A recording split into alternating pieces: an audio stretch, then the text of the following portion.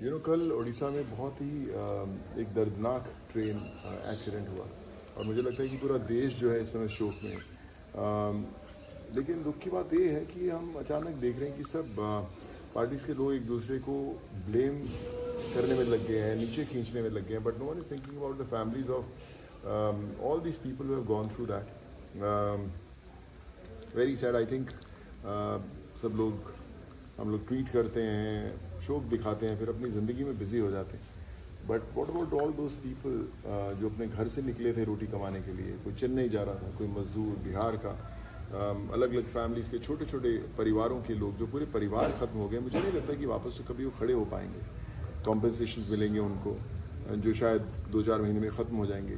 Injured जो लोग हैं उनको थोड़ी कॉम्पनसेशन मिलेगी जो शायद फिर 1-2 महीने में ख़त्म हो जाएगी। बट इमेजिन कि जिसकी टांग टूटी होगी, जिसकी गर्दन टूटी होगी, कंधा टूटा होगा, वापस कब अपने काम पे जा पाएगा या कभी जा भी नहीं पाएगा। These are all the bread winners of the families. और मुझे लगता है कि सरकार बहुत कमाल का काम करी, पर एक छोटी सी पॉलिसी कहीं पर अगर लेकर आए जहाँ पर मुझे लगता है कि जो ऐसी ट्रैजिक इंसिडेंट्स होती हैं, जो इतने मास लेवल पे हमारे देश में ऐसी दर्दनाक घटनाएं होती हैं, उसमें उन फैमिलीज़ को जो इंजर्ड हैं उनको ताज़ ज़िंदगी, जैसे हमें पेंशन्स मिलती थी, प्रोविडेंट फंड्स मिलते थे, या एक फ़िक्स्ड इनकम आती थी, वो ज़रूर आनी चाहिए कि हर मंथ कुछ भी इनकम हो, 15-20 हज़ार, 25 हज़ार, 30 हज़ार, जो भी एक इनकम हो।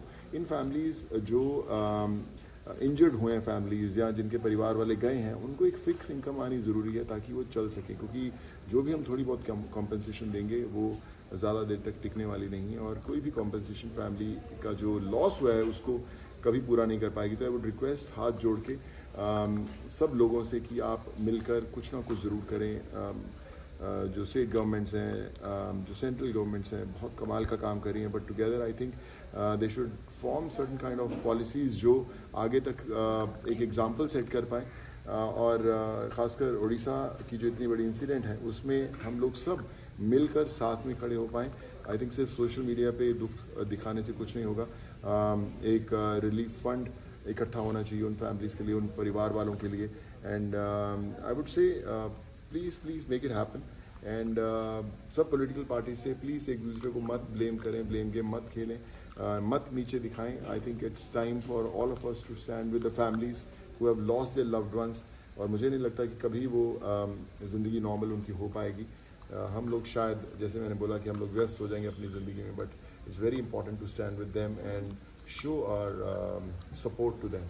So guys, please come together and let's try to do whatever best we can.